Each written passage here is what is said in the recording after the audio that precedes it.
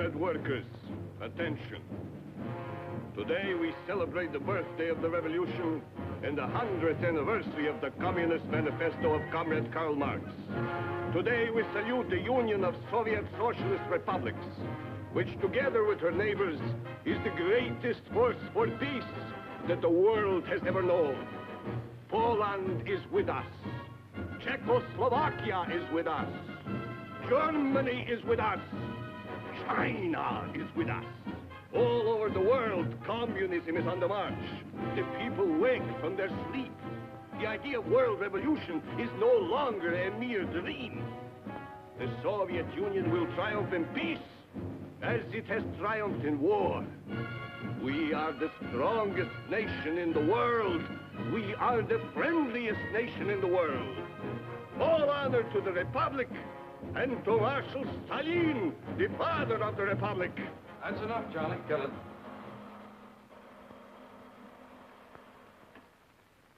Well, that's the way the people in the Soviet Union see the world today. But then the Russian people aren't allowed to read books like As We See Russia, written by 25 members of our own club. We here in the Overseas Press Club are well informed on what's going on behind the Iron Curtain because many of our own members have found ways to outwit the communist censors. And now, thanks to our guest of honor, Tom Kelly, who has just come back from Hungary, there's a new chapter for the book. Treason in Budapest, 1949. Yes, I covered the so-called treason trial of Cardinal Mindzhenty. The one behind the scenes. The one conducted by the crowd from the Kremlin. And that's where my chapter really begins, in Moscow. It's a nice sunny morning in November 1948. Everything is quiet at the Kremlin. I'm being transferred to Budapest by way of Paris. It's not so easy to get into Budapest these days, but I have a visa that's still good for Hungary. So I'm having my last bath in Moscow and enjoying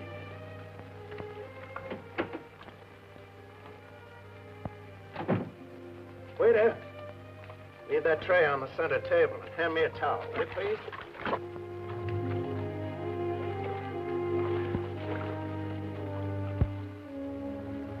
Well, thanks, pal. Service in this hotel is getting better all the time. Well, good morning. Mr. Paul Jenkins of the Toronto Star? No, Paul's my roommate. He's not here. You will come with us, Mr. Jenkins. Now, look here. My name is Kelly. You can check it on my passport. Yes? And please get dressed at once. Okay, pal. Have it your way. I'll be right with you.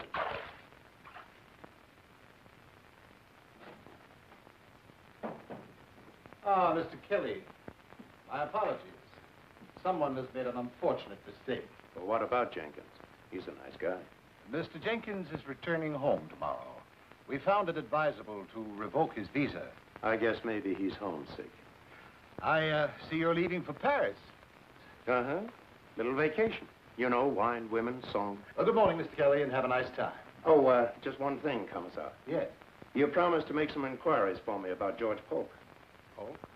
He was covering the guerrilla fighting between the communists and the royalists in Greece. Found dead last May. You said you'd try and get a final report for me on it. Oh, yes. Drowning incident. Most regrettable accident. Accident? With a bullet in his head and his hands and feet tied together with strips of wire? I'm sorry, Mr. Kelly, but the latest report from our embassy says accident. Thank you. Good morning, Commissar.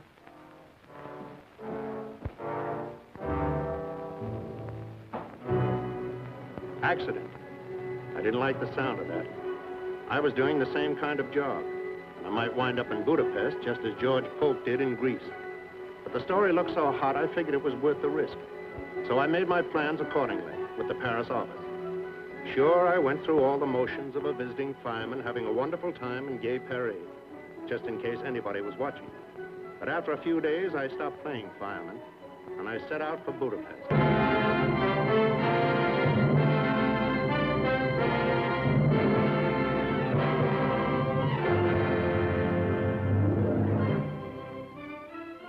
Budapest, where East meets West.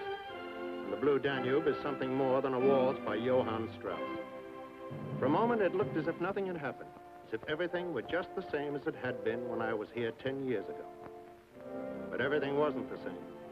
The war had left its mark on Budapest, too. And the scars still showed in a lot of places. Of course, it was still a city of a lot of pride and a lot of tradition. The people held their heads high most of the time. But when they passed 60 Andrasse Street, they managed to look the other way. Here was a scar that nobody could hide. This was the house of terror, a house of torture, and its masters were Russian. Yes, a lot of things had changed in Budapest, but the cafes were just the same, well, almost the same. Everything seemed as light and gay as the whipped cream on the coffee, especially in the Cafe Joy. Yes, a lot of things were just as they were when I was here 10 years ago.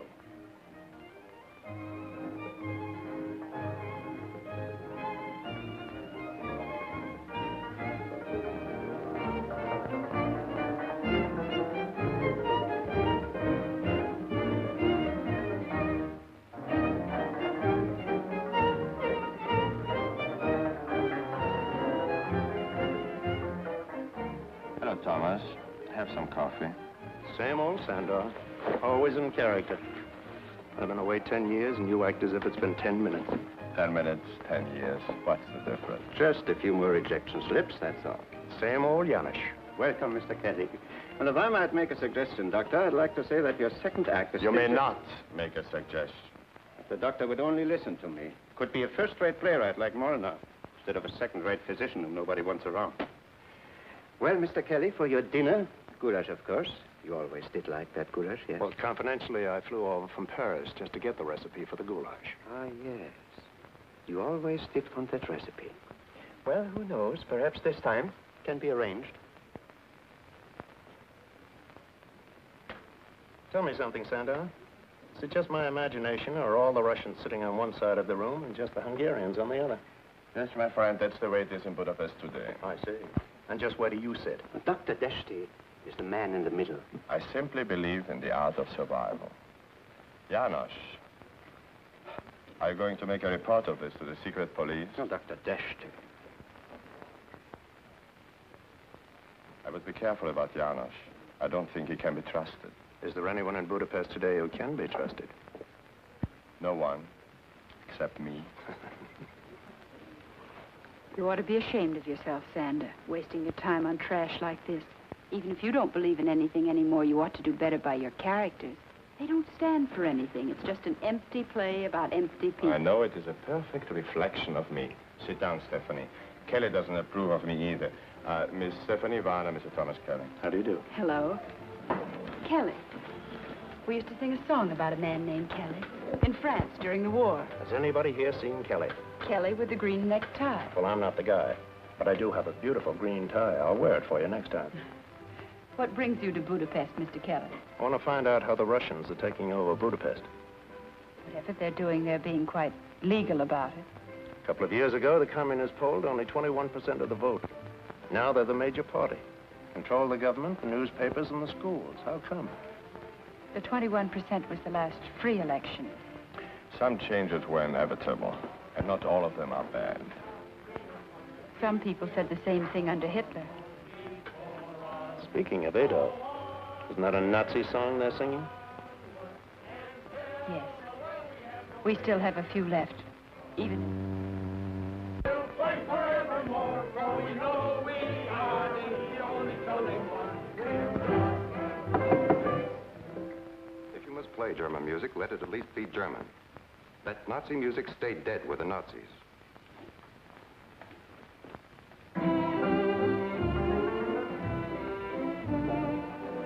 Who's the colonel?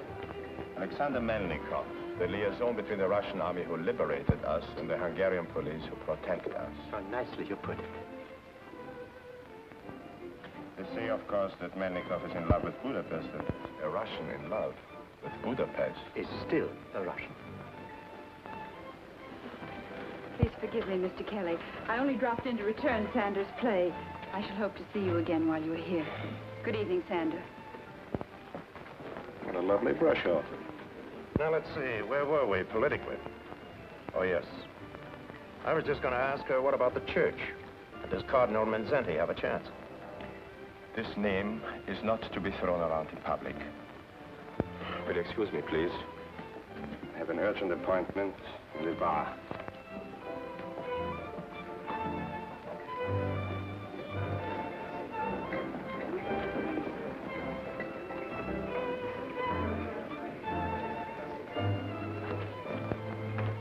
Janos, Yes, sir? this headline says death to the traitor. That isn't the way everybody feels, is it? Oh, I wouldn't know about that, sir. I never mix up in politics. You might ask Miss Warner sometime. She's a music teacher at one of his schools. So they say. Well, that's not only a good suggestion, but it's a good excuse to see her again. Perhaps. Does one compete with a Russian colonel?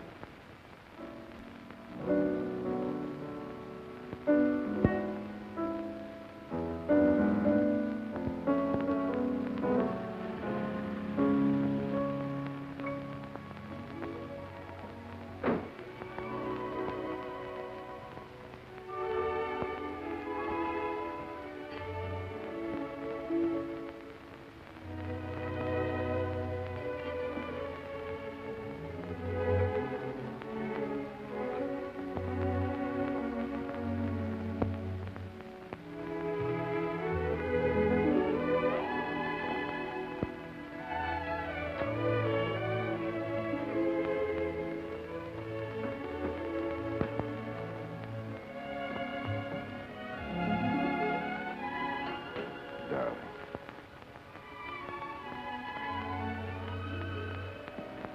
3 whole days, and every one a year. You don't look a minute older. How long must we go on this way? Hiding in the dark, afraid to be seen together in public. Well, not much longer, darling. Everything will work out in time. I have it on excellent authority. In a little while, no one in the Kremlin will care if a Russian officer marries an Hungarian music teacher. And I'm sure if he saw you, Stalin himself would insist upon kissing the bride. Darling, you're wonderful. Who is it, please? Kelly with the green necktie. An American newspaper man. Let him in.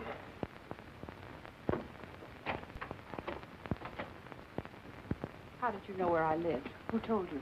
A local patriot, but don't hold that against him. Just what is it you want here? Well, Colonel Melnikov.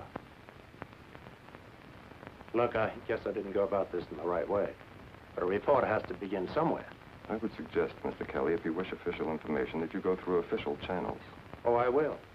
But I like to work from the outside of the circle in. For example, I thought Miss Varner might be able to tell me just where Cardinal Mindzhenty figures and all this fuss about the schools. I have nothing to say.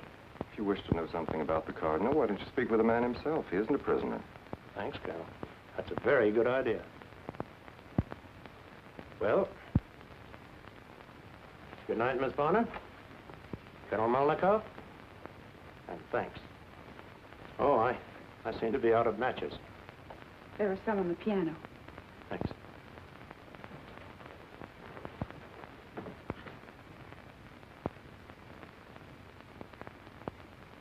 French Legion of Honor. Yours, Colonel? No, Miss Varner was a member of the French underground during the war.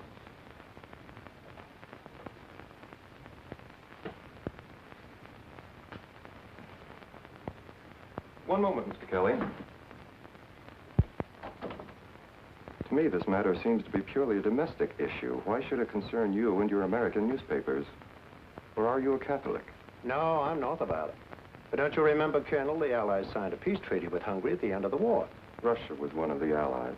Well, that treaty guarantees a lot of things, including a little item called personal liberty. And believe me, Colonel, these are days when liberty is everybody's business. Well, so long. I'll be seeing you.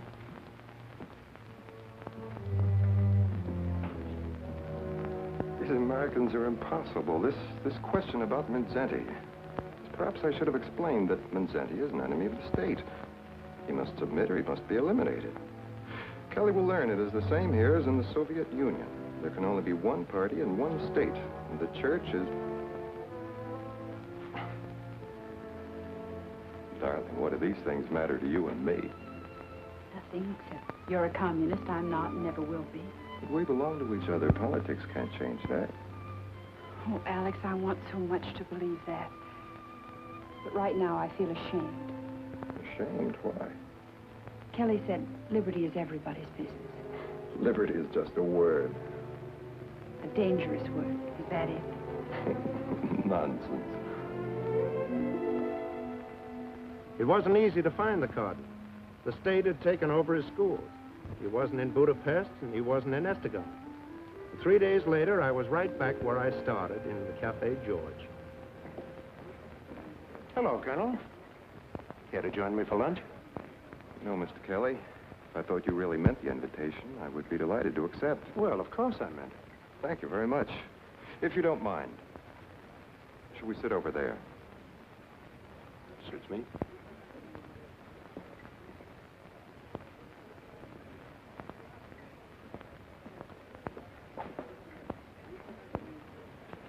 You will please understand, I have no prejudice against Americans. Oh, that's all right. I have no prejudice against Russians.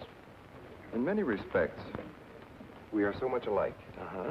And so different, too. Tell me, how did you make out with your cardinal? Colonel, if your men are half as smart as I think they are, you know darn well I never even got to see him. And if you had, just how would it have helped your story? I don't know. You see, Colonel, I could write the story from A to Z without setting foot out of this cafe. I know the whole routine. I've watched it in Russia, Poland, Czechoslovakia. But up until now, I always came in on the last act of the show. This time, for once in my life, I'm in on the beginning. I want to see how you do it. Make the fix. I mean the frame-up. You will excuse me, Mr. Kelly. And a tip, as you call it. Even milder insinuations have resulted in a revoked visa. And I thought this was going to be the beginning of a beautiful friendship.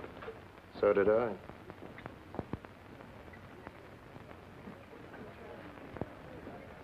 What will it be today? Omelette, souffle? Who surprised me? Anything but beef stroganoff. All right. And, please serve it over there. Hello. My apologies for barging in on you the other evening. I'm very glad you did. Thanks. But, how do you figure that? You said something about liberty being everybody's business. You're right. Is there some way I can help? Maybe. I need the answer to a lot of questions. One, what about those petitions against the Cardinal? None in our school yet, but others have had them. Government jobs, strong-arm stuff? Of course. Has anyone ever had much trouble with the Cardinal before? Certainly not. He's very popular with the people. Then why haven't the people protested? What about the underground? There is no underground. The Russians take care of that. Every day, hundreds of people are arrested, never heard of again. Every day, hundreds try to flee across the border to Austria if they can. But surely someone must stand with the Cardinal. Yes, of course. But some Hungarians are like me. They're not Catholic. They don't want to get involved one way or another. I don't believe that. How about you? Thanks. Message for you, Mr. Kelly, was left at the desk. Yanush. Yes. Tell me, just what would you say the Russians are angling for in Budapest these days? Who can tell, sir? You know what they say in Vienna? We could stand another war if we had to. Heaven save us from another liberation.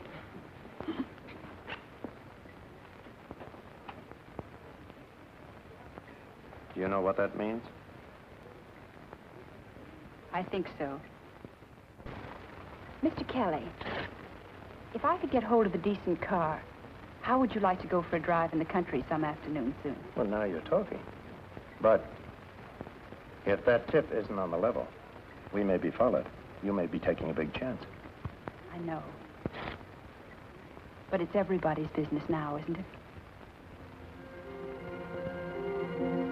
It's quite a ride, all right. This was the Hungary I never knew before.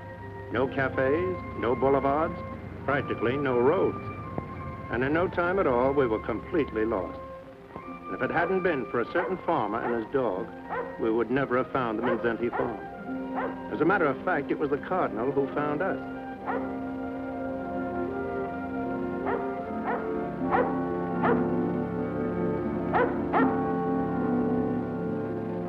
At first, I didn't recognize him. He looked just like any ordinary farmer. But when I saw his ring, I knew he was the man I was looking for. Of course, I wasn't too sure how it would work out. He didn't know me. He didn't know Steve. But the dog seemed to like us, and I guess that counted for a lot. So we went with the Cardinal, and when we met his mother in the vineyard, she insisted that we sit down with him. And suddenly, I felt quite at home. I almost forgot about the questions I wanted to ask. Almost, but not quite. Your Eminence, are you dressed like this because you're in exile? No, no. While I'm here at the farm, I'm a farmer. I testigam you are the Cardinal, but I was much happier when you were just a village priest. Yes, I, too, was much happier as a village priest. But I have every reason to believe that when the time is right, the government will regard me only as the Cardinal Primate of Hungary. And be quite prepared to treat me accordingly. Do you mean arrest? They would not dare. Who can tell what these men will dare? The move against the schools is the final move against the church. We had some 5,000 schools in Hungary. 3,000 of them were Catholic. And as long as I am responsible in any degree for these schools, we shall teach there the gospel according to Jesus Christ. Not according to Karl Marx or Commissar Stalin. On this point, I will not yield. Is there no chance for some compromise, some agreement? What chance is there of agreement between Christ and Antichrist? Do not misunderstand me, Mr. Kelly. I do not condemn our Russian neighbors as a race or as a people. But I do condemn the police state to which they are enslaved. We in Hungary will also be enslaved if we submit to men who owe their allegiance to the Kremlin. One must take a stand somewhere. One must draw a line past which one will not retreat. For myself, I have taken that stand. I have drawn that line. I will not surrender our schools to the domination of the state. You don't have a chance here. Isn't there some way you could get out of the country and lead this fight from exile? I will not run away. Now good men are needed here. The next move is up to the Soviets. And when will that come? Who can tell? It might come today or a year from today. The sky can darken without warning. Like this storm that's moving along now. It is nothing. It will pass. Yes, perhaps it will pass. Its shadow will still be upon us. When the real storm breaks, Mr. Kelly, the enemy will not appear among us as an enemy. No. He will appear as one who wishes to save us from disaster. He will have the hero's part. I will be the villain of the piece. It is always that way. That which is evil must be made to appear good.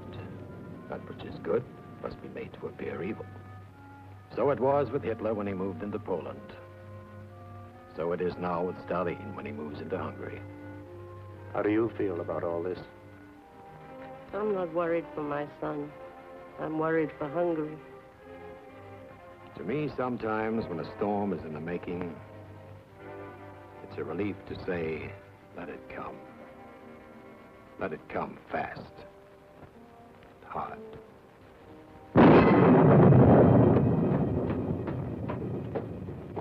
Good night, Tom. I won't say thanks. I wouldn't know how to begin. Don't. The Cardinal has made me feel like a Hungarian again. Good night.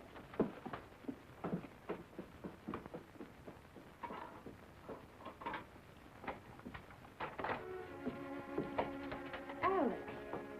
Why are you so late? Where have you been? Really, Alex? Is this an official visit? Am I under arrest, perhaps? Certainly not. Then I don't think I shall tell you. Please, it's important.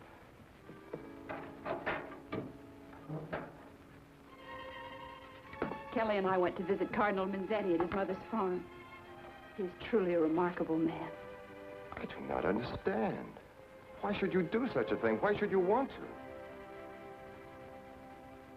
You wouldn't understand if I told you. Have you any idea whether you were followed?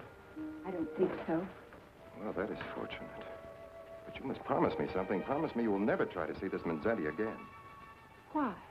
Only this morning, his secretary, Father Zakar, was arrested at Estegum and taken into custody. On what charge? On whose complaint? What difference does that make? If he's been arrested, he's certain to be convicted.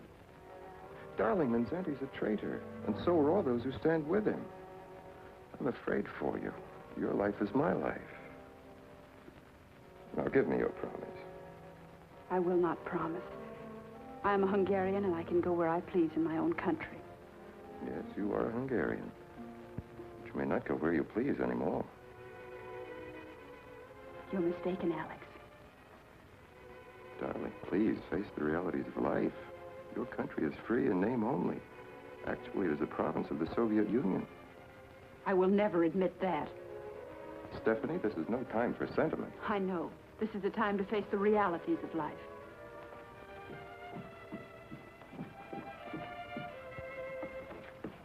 I'm very tired. Good night, Alex.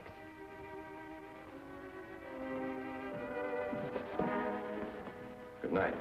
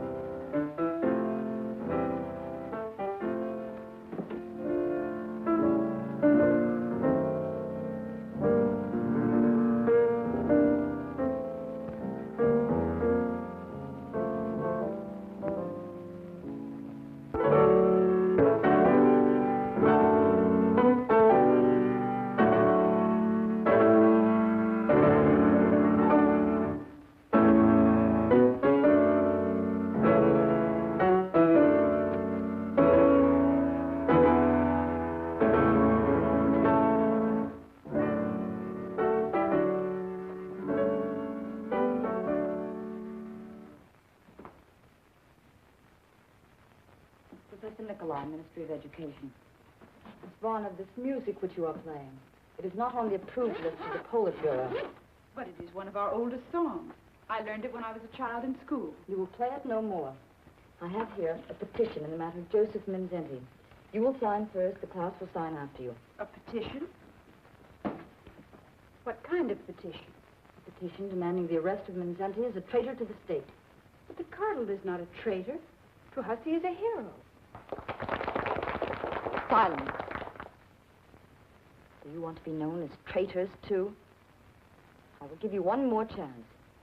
Those who wish to sign may still do so, and I shall be glad to regard them as having volunteered their cooperation.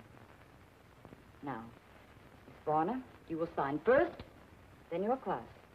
No, I will not sign. Don't any of you sign. This woman is a Russian. And why should the Russians tell us what we must do? Oh, I know we are grateful to them for many things. But the war is over now, and they ought to go home. They'll never go home unless we make a firm stand somewhere. All of us. We must draw a line past which there is no retreat. And for me, this petition is that line. I will not sign. I will not ask anyone else to sign. The class is ordered to remain here until I return. Miss Varner, you will come with me.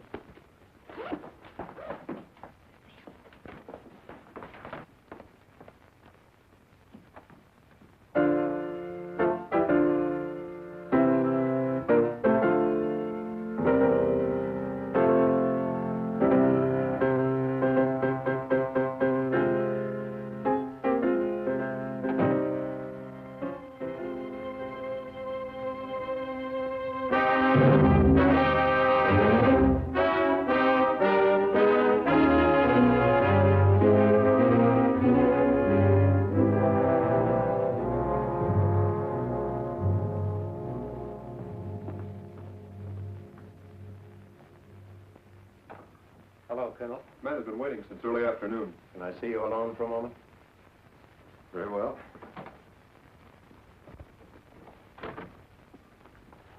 It's a friend of mine in serious trouble with the police.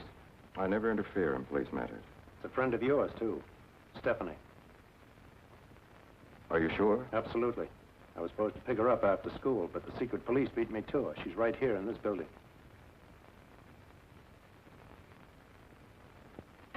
Yes, sir. Never mind. Aren't you going to do anything about it? There's nothing I can do. It is not my department. She will be questioned, that is all. NKVD questioning? If Stephanie were my girl, I'd figure out something. You don't understand. Maybe I don't. But are you sure you do?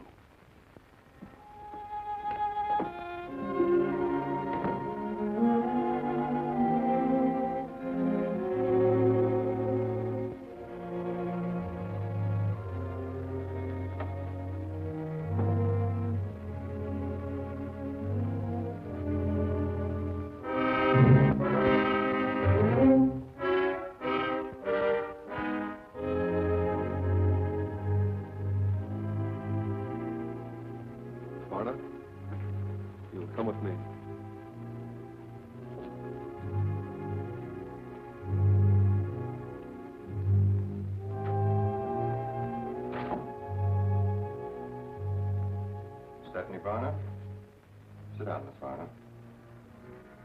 I will question the suspect alone, see that I'm not interrupted. Your record leaves much to be explained. Darling, forgive me. Alex. Darling, I begged you not to do anything that might get you But what involved. I did so awful. Please, darling, try to forget yesterday.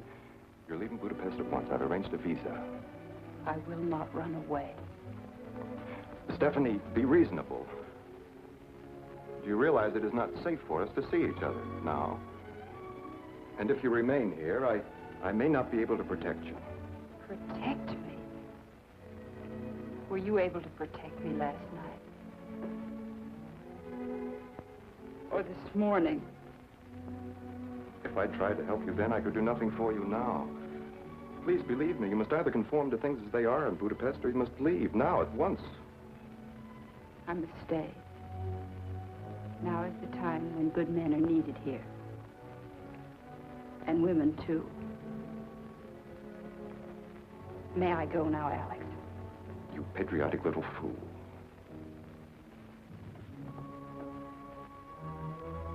I will see you as soon as it is practical. I'm sure you will. These days, you Russians are highly practical.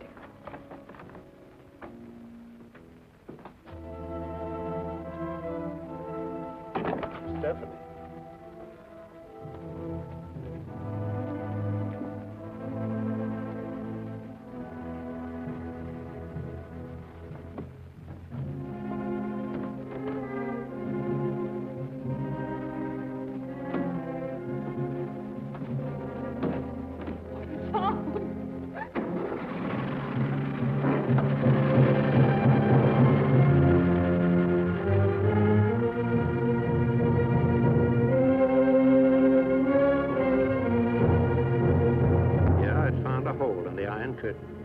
I was feeling pretty good about it, until one afternoon, a few days later.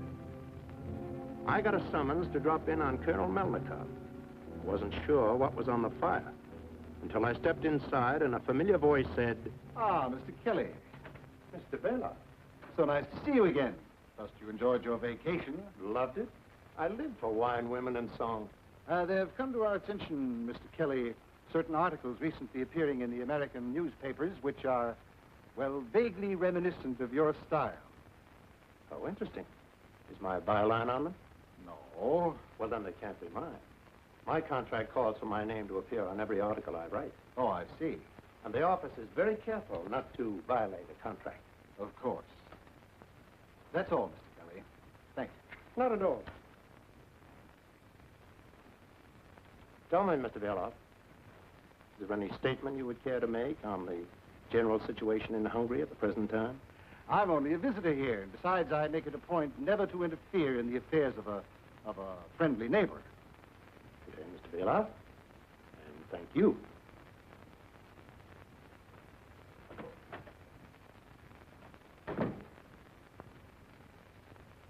Shall I cancel this visa, Comrade Commissar? Oh? But I would urge the utmost alertness by your staff in all matters affecting public security. Now, Colonel, please arrange the conference with Comrade Rákosi, Vice Premier of the Hungarian government. Colonel Timmer, head of the regular police. Gabriel Peter, head of the secret police.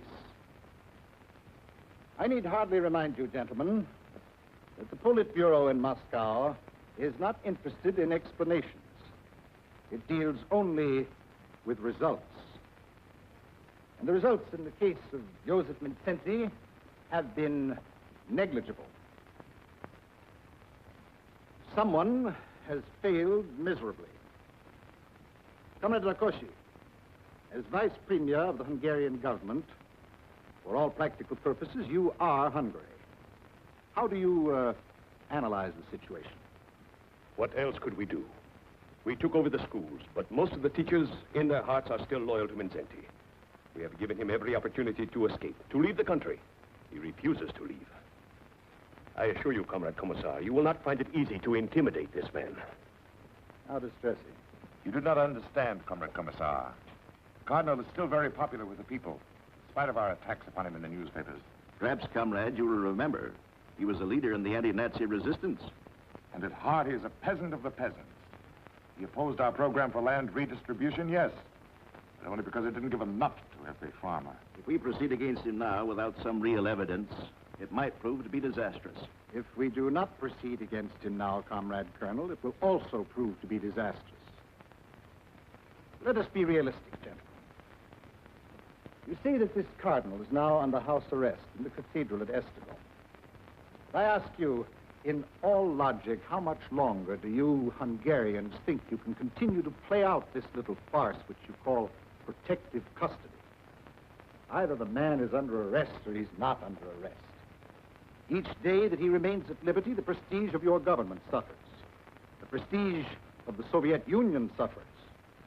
Now, I admit this situation is not one of our seeking. No one asked for a final showdown with the church at this time. Once the issue is joined, there can be no retreat. There can be no surrender on our part. This religion, like all religions, remains the inevitable enemy of the Soviet state and is treated as such. We must destroy this man and the faith that is in him, or he will destroy you. Well, Colonel Timmer, what do you suggest? You put it that way, Comrade Commissar, there's only one answer. Let him be arrested at once for conspiracy against the state. Colonel Peter, do you have a suggestion? I agree with Colonel Timmer. Let him be tried by a people's court. And hanged for a traitor. The sooner the better. Excellent suggestion, comrade. But is it enough? It will not serve our purpose to destroy the man and create a hero. We must destroy something more than the mere man himself. We must destroy everything about him. His reputation. Suppose we told the world that he was anti-Semitic. But everyone in Hungary knows that the Cardinal is not anti-Semitic.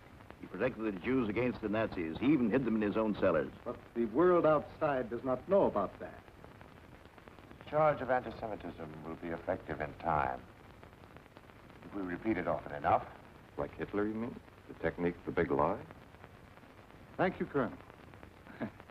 Yes, that's a very good technique indeed. Do you have any other suggestions? No. No, but I wouldn't think it desirable to make a political martyr out of a cardinal, especially during the Christmas season, which is now approaching. Excellent, Colonel. Yes. Yes, we must be very careful of all these things. Even an anti-Semitic traitor must be brought to trial at exactly the right time. Not too soon, not too late. Yes, we must completely discredit this man. In his own country, in his own church, in his own soul. But not before Christmas, Comrade Rákosi. Not before Christmas.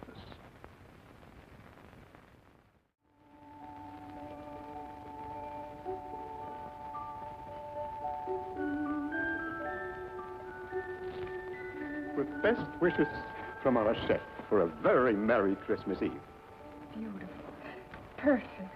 Much too perfect to eat.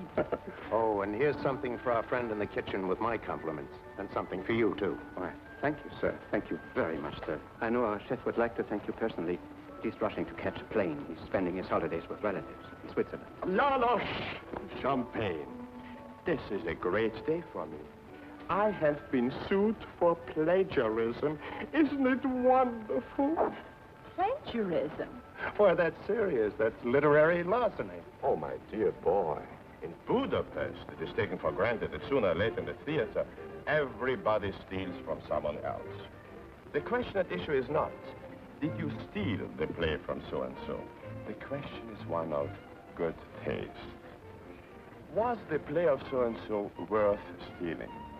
Did the defendant distinguish between a brilliant playwright and a dull one? I might not write the best plays in the world as yet, but I only remember the best. And my friend, congratulations on those articles.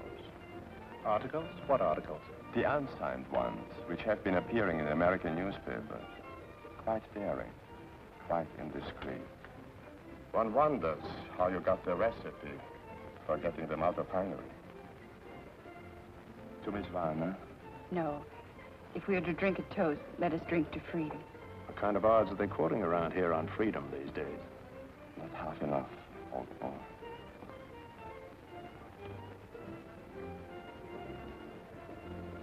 To freedom. To those who live for it, to those who die for it. To freedom.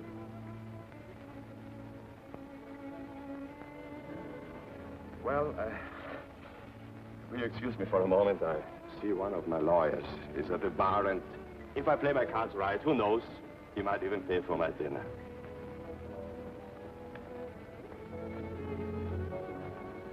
What's the matter, Steve? Nothing. Have you seen him since, No. And I don't want to. That isn't true. Maybe it isn't, but what can I do about it? I hoped Alex might be one Russian with courage to think for himself, live with his heart. Oh, this is no way to spend Christmas Eve. I have a much better idea. See if you can meet me here in an hour. But don't come if you think you're being followed.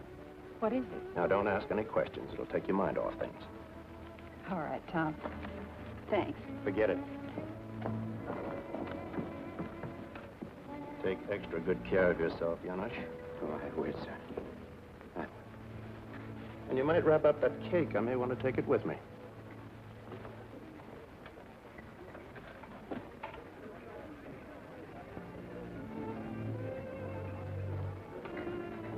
Good evening, Colonel. You Americans amaze me. I felt certain you would never speak to me again. This is Christmas Eve. Peace on earth, goodwill to men. Even during a war, there's sort of an armistice tonight and tomorrow. I was never brought up to believe in Christmas. In my country, the party... So let's forget politics for one night. Is there any way you and I could take a nice little walk without being tailed by one of your boys? I'll meet you outside. We can talk in my car. Okay. You don't want to walk? We'll ride.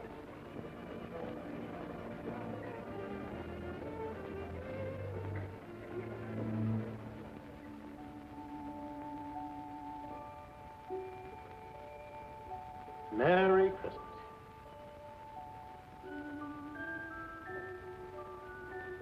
What a beautiful cake. Like a wonderful toy that you remember as a child. The kind of toy that always belonged to someone else. I thought you were trying to forget. Oh, sometimes it's better to forget. Tonight I remember too well. When the Nazis took Kharkov, I lost everything that I held dear. My mother, my father, my brothers died in the street fighting. My sister and her 2 children were kidnapped and exterminated in the Hitler gas wagon. The world forgets these things. Because as a rule, it's better to forget horror than to remember it. But I do not forget. Funny, isn't it?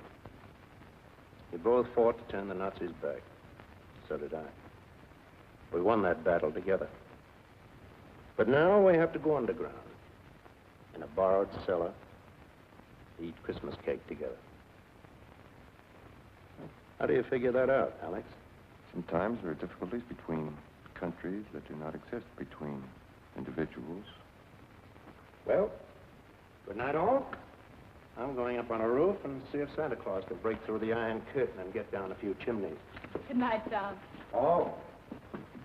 Blow out the other candle when I get to the top of the steps. There's not supposed to be any light down here. For the mice. Merry Christmas.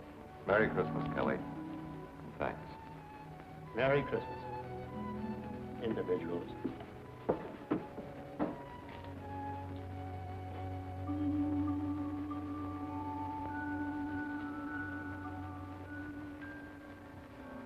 Next morning, Stephanie and I went to Esztergom for Christmas, and a wonderful Christmas it was. We got there in time for High Mass. For a moment, you could almost forget what was coming up, but only for a moment.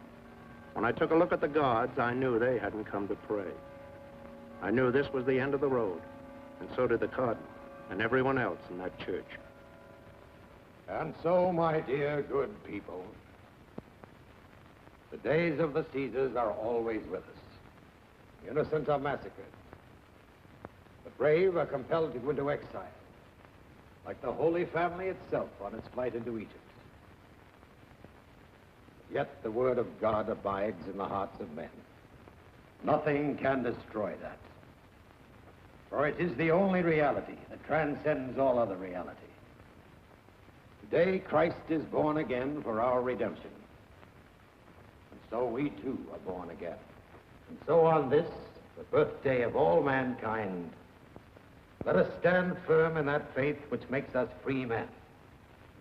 Free before God. Free before Caesar. Let me affirm once more, I love my country as I love my church. If I resist the Russian authorities who are among us, I resist them for the same reason that I resisted the Nazis who once held us in bondage also. I am against tyranny in all forms and under all labels. Some of you, I know, have been asked to testify against me, to sign petitions against me. I forgive you freely, for I know the pressures to which I, too, will be subjected. The time is drawing near when I shall be taken from you. And so I say to you, as to my fellow bishops, be of good heart, engage in no demonstrations. Pray for me as I shall pray for you.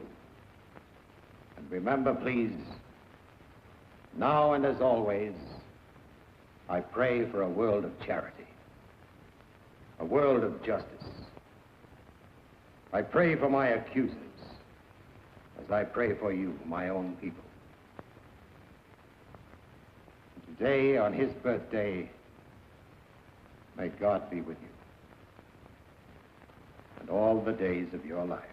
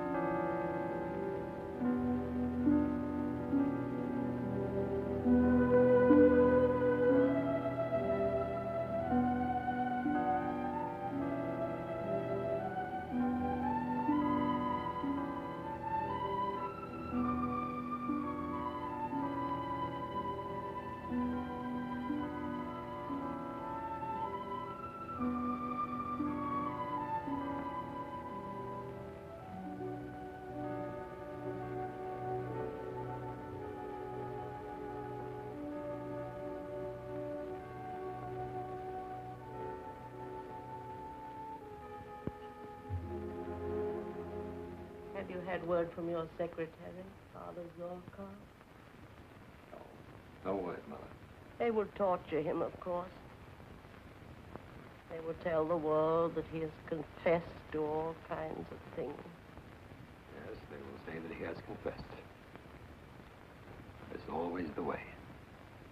And the world will never know for sure what a good young man he really is. It only takes a little poison to ruin a well on a farm, or to spoil a reputation in the big city. No matter what happens, we must speak for the truth, even in prison. And if the world chooses to remember us, we hope we will be remembered for what we did with our lives in the days of our freedom.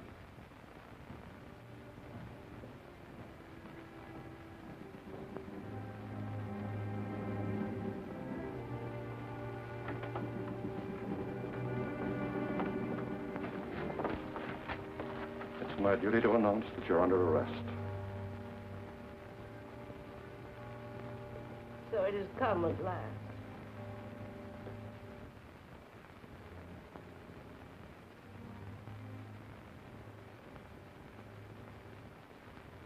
Well, Major, what are your instructions? You're to come with us at once, but you're to change to street clothes. Street clothes? Yes, this is not a religious procession. There must be no public demonstration. My son. Now, Mother, what is there to fear? All these years I've given my life to God. If they choose to take it now, they will only discover that it is already spoken for.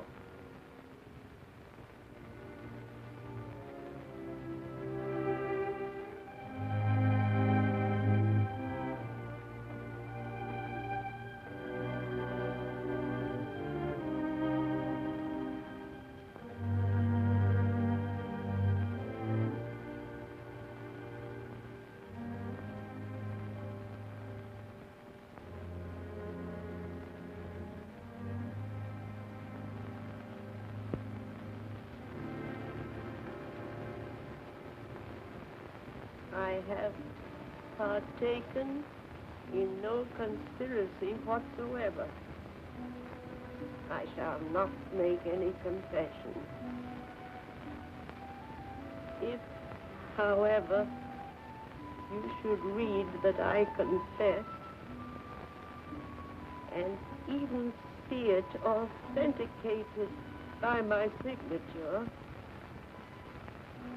regard that as merely the consequence of human frailty. And in advance, I declare such acts null and void.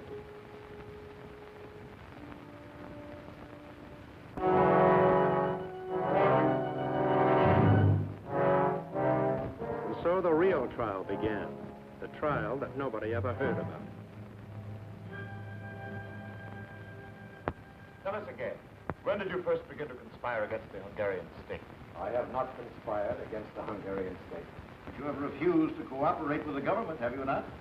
I have refused to cooperate with those who have taken over the government. Ah, then you admit that you are guilty of treason, is that I it? deny that I am guilty of treason. I say it is the present government that is guilty of treason. Can the government be guilty of treason? This is not the true government of Hungary. This is a Russian government, appointed to office by Russian commissars, kept in office by the power of the Russian army. Answer the question. Can the government be guilty of treason? Yes, the government can be guilty of treason. Treason to God, treason to Hungary, treason to humanity. You've always been against the government, is it not so? I have always been against tyranny, wherever I found it. How many times have you been confined to jail? 3. First in 1919, as a young priest, I opposed the administration of the dictator Bela Kun. You will refrain from referring to the name of Bela Kun, the Trotskyite. 1944, as a bishop, I spoke out against the cruelties of the Nazi occupation. I found myself again in Feist prison. Today, as a cardinal, I find myself in prison once more. Only this time. What is your real name, the name you were born with? My family name is Pem. A German name, is it not? Yes. The name is of German origin. When did you change your name to Mindzhenty? When the Nazis first occupied Hungary. Why? Why did you change your name? Were you ashamed of it? No. It's a German name. I wanted no favors at the hands of the Nazis. So I took a Hungarian name. I took the name of the village in which I was born. Mindzhenty. Why are you against the Jews? I am not against the Jews. I have suffered with them. I have worked with them. I regard them as my brothers. You are working for the return of the monarchy in Hungary, are you not? I am not working for the return of the monarchy in Hungary. Why did you speculate in the black market with American money? I did not speculate on the black market.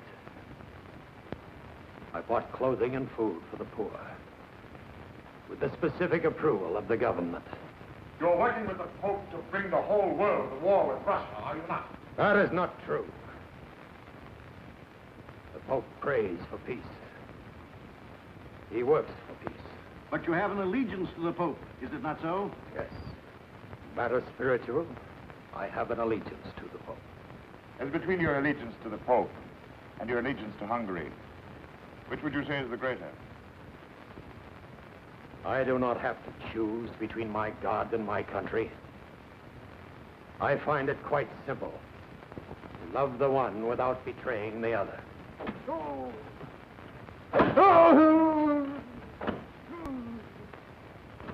Permit me to observe, Your Eminence, that there are those who do not find it quite so simple.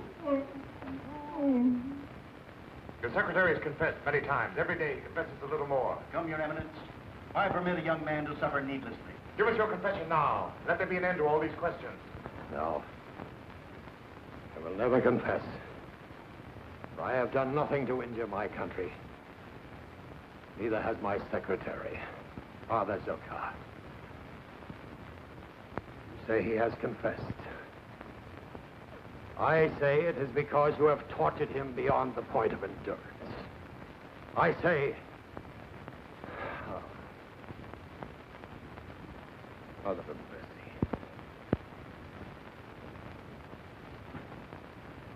Have mercy on us all. You see, Comrade Commissar, it is not so easy. We've had the Cardinal on his feet ever since he was arrested. The Secretary will confess to anything. The Cardinal will confess to nothing. Then we must find those whose testimony will support that of the Secretary. Arrest everyone who has had any dealings with the Cardinal in the past month. And for His Eminence? For His Eminence, I think we need special medical attention. Very special. I just don't believe it. They say here that the Cardinal has confessed to the crime of treason against the state. What do you expect, my dear? Our Russian friends are very efficient in these matters. You said it. If they arrest a man, he either confesses or is never heard of again. That'll be all, I think. Oh, by the way, where's Janusz? Janusz is not working tonight, sir. That's strange. Wasn't here last night either. Tell me, Thomas, why do you Americans make so much trouble for yourselves? Why do you not accept life as it is? If a certain matter is fait accompli, then it is fait accompli. Is it accompli? Where do we go from here? Does the Cardinal fall out of a window in a high building like Jan Masaryk in Prague? Is he found in the Danube some morning with a suicide note in his hand? Or does he get a fancy-dress trial like so many of the ones I covered in Russia? The kind where nobody ever pleads not guilty. I admire your power of analysis, but at the moment I'm more concerned about the state of your health. Don't worry, Sandra. Never felt better. But thanks for the warning. Good night, Steve. Good night, Tom. See you in the morning. At 10. Excuse me, sir. You were inquiring about Janusz. That's right. I have found out for you where he lives. On the other side of town, somewhere at the end of Avenue Anyu. Thanks, friend.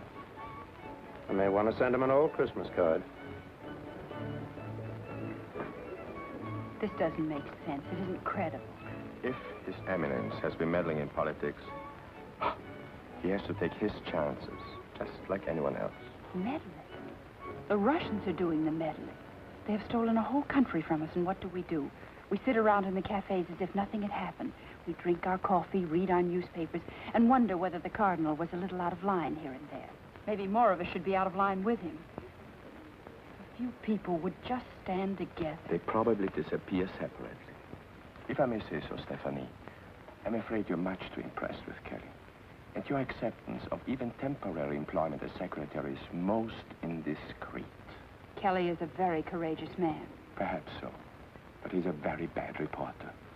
The first duty of a good reporter is to survive long enough to tell the whole story. And I doubt that Kelly will. Are you trying to tell me something, Sander? I only know what I overheard. Certain steps have been taken, even though unofficial. When? How do I know? If I were Kelly, I wouldn't want to be alone, especially not tonight.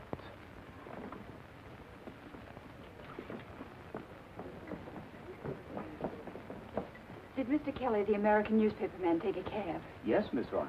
Do you know whether he went to his hotel? No. He told the driver to drop him off at the end of Avenue Agnew. Thank you.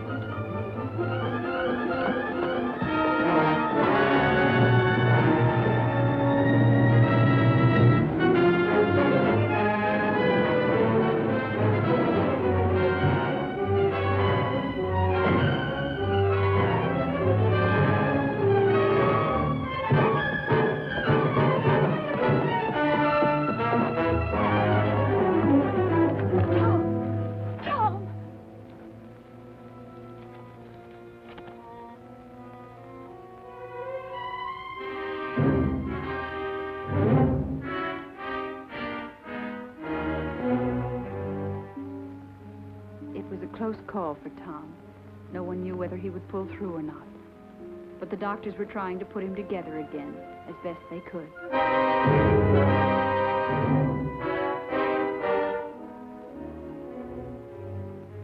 It was a little different at 60 Andrassy Street. They were taking people apart, but they were being scientific about it. The medical reports on the examination of the Cardinal speak for themselves, Comrade Commissar. He will not confess. He will not yield in any degree. He must confess. He must yield. Very well, but there are limits past which we cannot go if the prisoner is to be able to stand trial. Russia, we have no difficulty with such matters. Be reasonable, Comrade Commissar. These confessions take time, even under torture. But there is no time. Public trial must be scheduled without delay. It will not be easy. The night His Eminence was arrested, he wrote a personal letter warning people not to believe any confession that might be attributed to him once he was under arrest. Even if His Eminence should confess in time, how are we to explain this document in his own handwriting? Simple. When he confesses, let him repudiate the warning against confession in his own handwriting. But that will merely remind the people that His Eminence has obviously been under considerable pressure. How will that look before a jury? There will be no jury. The case will be tried before 5 judges of our own choosing. Tell me, Doctor, are you quite sure you've tried every inducement with the Cardinal? Every type of treatment has been considered, Comrade Commissar. But since it is desired to present the prisoner in court in the near future, we have found it advisable to concentrate on psychological rather than on physical pressures. We have therefore alternated periods of sympathy and understanding with periods of denunciation and disapproval. The prisoner has not been allowed to sleep for more than an hour at any one time. His cell is completely illuminated day and night. To date, he has been examined on 80 different occasions. The diet is sharply restricted, except for large quantities of hot water. The result has been moods of extreme elation, followed by moods of extreme depression. We have given morphine, we have withheld morphine. Results inconclusive. We are experimenting currently with scopomorphine, but I would recommend that this medication be reserved for later use. If an extreme form of passivity can be induced, it would be more useful at the public trial. Oh, yes, one final note. No visitors. All communication with the outside world is denied to the prisoner. Very good, Doctor, but not quite good enough. Time is running out. Just when may we expect the confession of the defendant, Mindzhenty? Who can say, Comrade Commissar? This man Mindzhenty is not a Russian. He has no feeling of guilt about anything. And when a strong man has no feeling of guilt, he may never confess. He may go on protesting his innocence forever unless... Yes, Doctor? Well, there is still the technique of hypnotic and post-hypnotic suggestion. Presents certain dangers, of course, to the patient. We are not concerned with the danger to the patient. I cannot guarantee the results, of course. But sometimes if scopolamine is administered in sufficient quantity, a kind of twilight sleep is induced, and control of the patient is established for many hours at a time. All inclination to resist is removed. Sometimes the whole personality is radically affected. Very well, then, Doctor. If we can change the personality of the defendant Mindzhenty, let us change it by all means. The others? Yes, Comrade Commissar? One need not be too subtle with the others. Say it after me. Yes, I confess. Yes, I confess. Yes, I confess.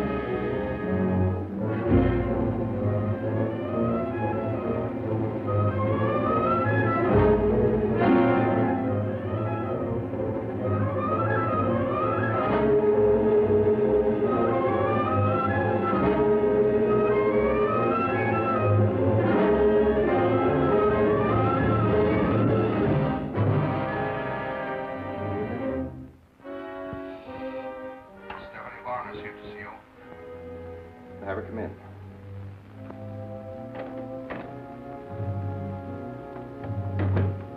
Hello, Alex. Stephanie, it's not good for you to be seen here.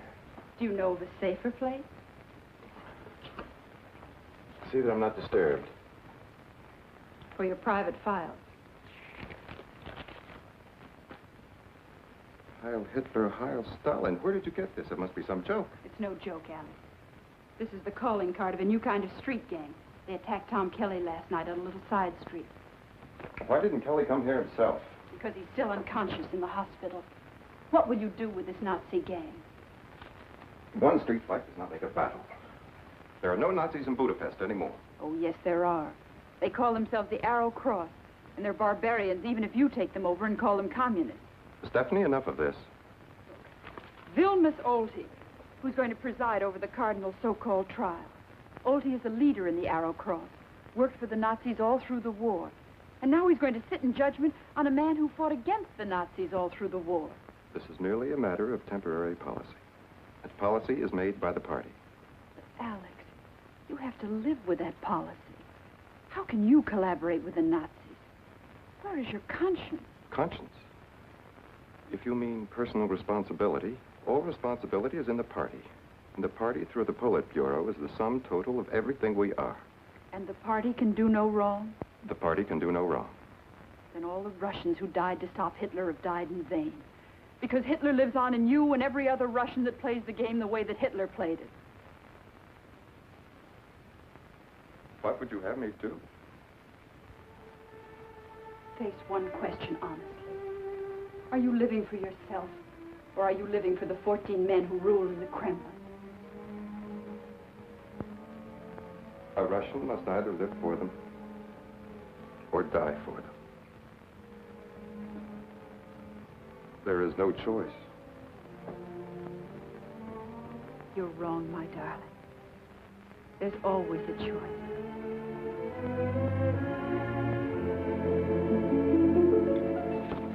Oh, Alex, somewhere in Russia there must be people who feel just as you do.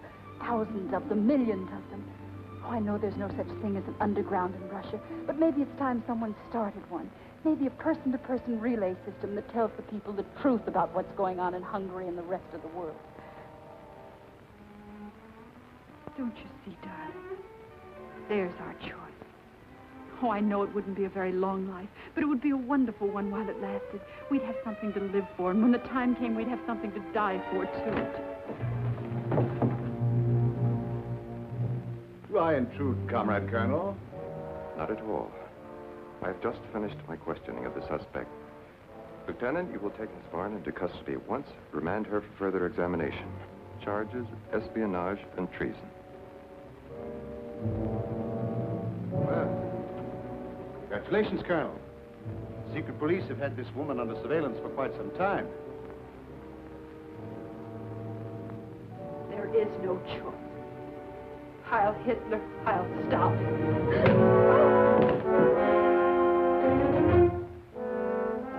You will answer, Miss Warner. Answer! Must we go over all that again? Surely you know everything about me by now. You were a music student in Paris when the war broke out in 1939? That is correct. And you remained in France and fought with the French underground? Yes. Why? Because I wanted to do what I could against the Nazis. But Hungary, your country, was fighting on the side of Hitler. That was one of the mistakes my country made. You're a personal friend of Josef Mindzhenty? I met him once, that's all. Then you are ready to testify against him?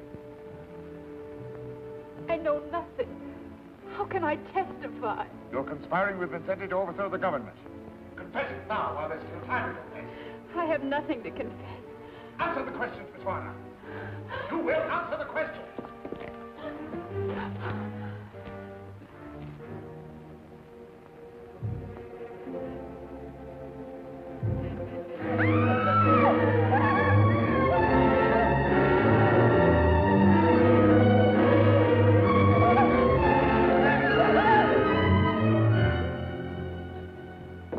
For the last time, Miss Warner, are you prepared to testify against Cardinal Mindzhenty? No. I will never testify against him. Very well, then. Let us put it a little differently. Are you prepared to testify against Colonel Melnikov? You were acquainted with Colonel Melnikov, were you not? As a matter of fact, you were in love with him. You deny this? Well, what do you say, Miss Warner? Just what did Colonel Melnikov mean to you? Nothing, nothing. Confess, Miss Warner, while there's still time. I will not confess. I have committed no crime against the state. Yes, I was in love with Colonel Melnikov. But is it an act of treason to fall in love? Doesn't matter now. He has made his choice. I have made mine. Long live Hungary.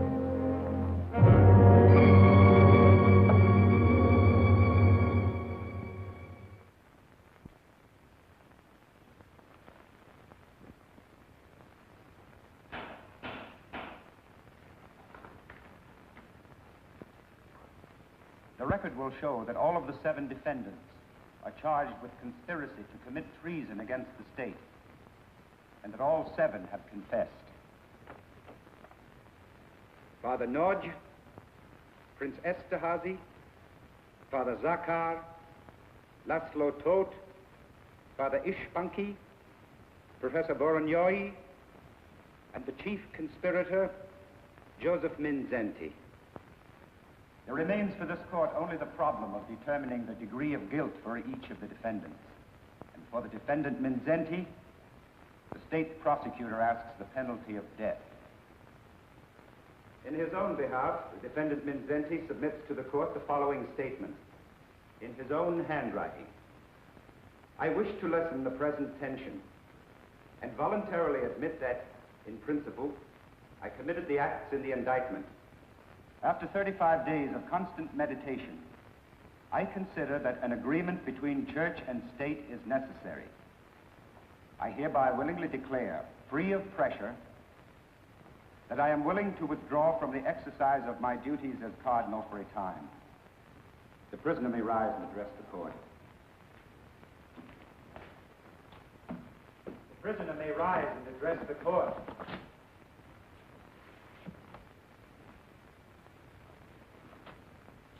Josef Mindzhenty, you have heard the confession. Is it correct? Is it your statement? Yes, it's my statement. And in your handwriting? Yes, handwriting is my own. Made willingly and without pressure.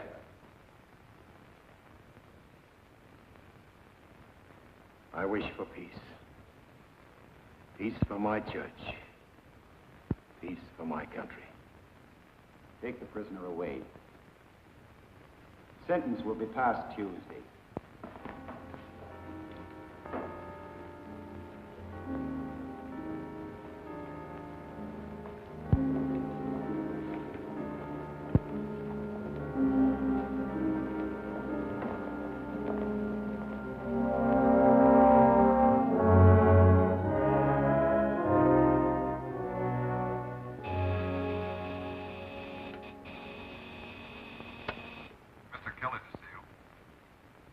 Have him come in.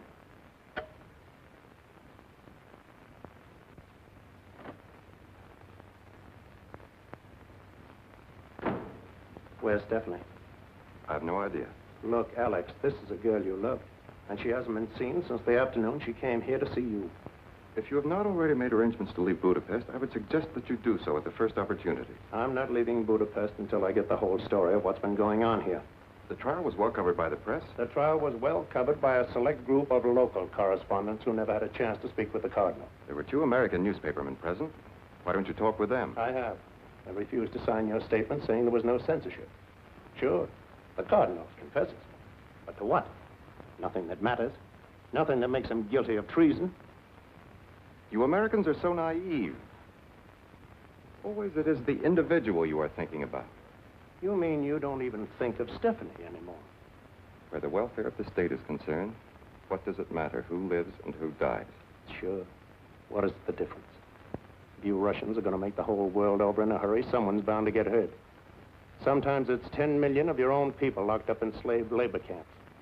Other times it's just a funny little waiter like Janusz, or a cardinal, or a girl one might have loved. Okay, Alex. You stick with your dreams. I'll play along with mine. Only the next time you get back to Russia, take a good look at everything and then ask yourself, why did your sister and her children have to die in Hitler's gas wagon? Was it so you could build a better world with whatever remains of the Hitler gang? You Americans must recognize that a good party member is always loyal to the party. So long, Alex. Is it my imagination? Or do I hear somebody shouting, Heil Hitler, Heil Stalin?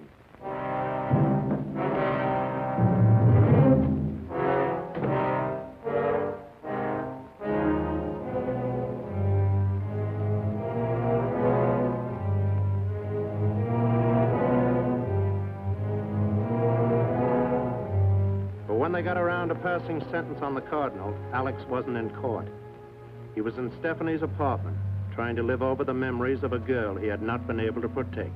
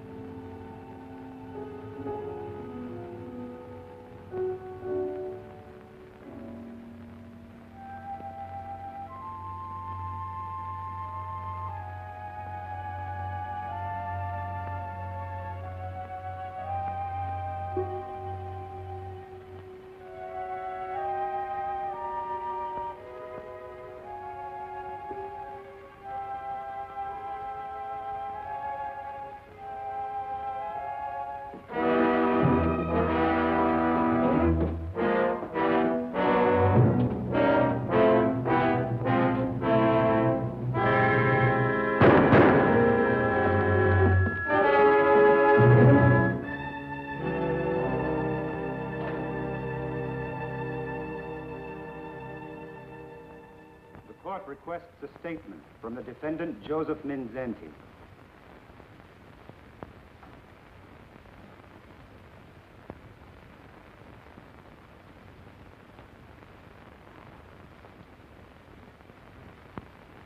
I have half a century on my shoulders. Half a century of definite education and principles. This education, these principles, are built into the life of a human being as railway rails are anchored into the earth. This explains a lot of things. For more than 40 days, I have been before the police and the court. They ask me, and I answer. These questions and answers are not only for those who question me, for a man must also answer his own soul. I have never been an enemy to the Hungarian people. I have no quarrel with the workers, the peasants, to whom I and my family belong. This morning I prayed to my Lord. I asked for peace.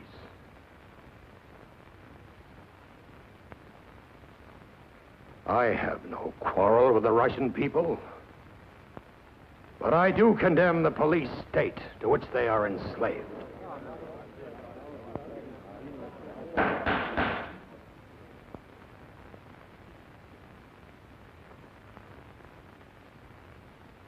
Peace. Not tomorrow.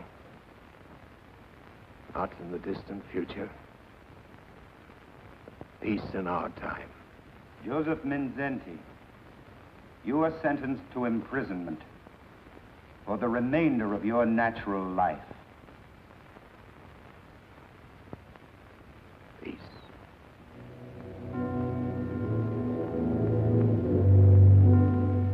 When the local correspondents finally caught up with Commissar Belov, no one was worried about Alex or the Cardinal. There were too many other questions before the House. All over the world, communist leaders were saying they would fight on the side of Russia in the event of another war. Well, how about it, Commissar? Does that mean peace or war? But believe me, gentlemen, Russia wants only peace. Russia wants peace at all times. Good morning, gentlemen. Well, Commissar Belov. Oh, yes, Mr. Kelly. Just one more item. Yes? And what about Cardinal Mindzhenty? Is he serving out his life sentence at hard labor, or is it true that he's suffered a complete breakdown, both mental and physical? I'm sorry, Mr. Kelly, but like yourself, I'm only a visitor here in Budapest. Well, people are asking questions all over the world. What are you going to tell them? What are you going to tell the United Nations about all this? Why, Mr. Kelly, we're going to tell the United Nations precisely what I've told you. The Soviet Union is not concerned in the domestic policies of the Hungarian government. Neither, I trust, is the United Nations. Good morning, Mr. Kelly. This is where I came in. Budapest, where East meets West, and the Blue Danube is something more than a waltz by Johann Strauss. I had the story about Stephanie, because I knew what no record meant. No record meant death or worse in a slave labor camp. Goodbye, Steve, wherever you are. To freedom. To those who live for it. To those who die for it. Goodbye, Alec. You Americans must recognize that a good party member is always loyal to the party. Goodbye, Your Eminence. Now and as always, I pray for a world of peace. A world of charity. A world of justice. Someday, if we could ever get through to the Russian people, things might be different. But right now, the only people who are getting through to anybody are the Soviets. But don't worry, we're blocking them in a lot of places. We turned them back in France and Italy with the Marshall Plan. We stopped them cold in Berlin with the airlift. Oh, I know they're still gambling on Germany, and Austria, China, and India. But between you and me, I think they'd still settle for peace rather than war. But if you want peace with the Russian there, take it from me. You can't let him walk all over. If he steps on you, you've got to yell. And keep on yelling about a lot of things. And one of them is a man named Mindzhenty. Another is Loyash Ordas, the Lutheran bishop, Budapest, who still hasn't been heard. Then there's the little matter of the 14 Protestant ministers who are still in jail in Bulgaria. You see, the way I look at it, we're living in a time when liberty is everybody's business. And either there's liberty for everyone, or there's no liberty at all.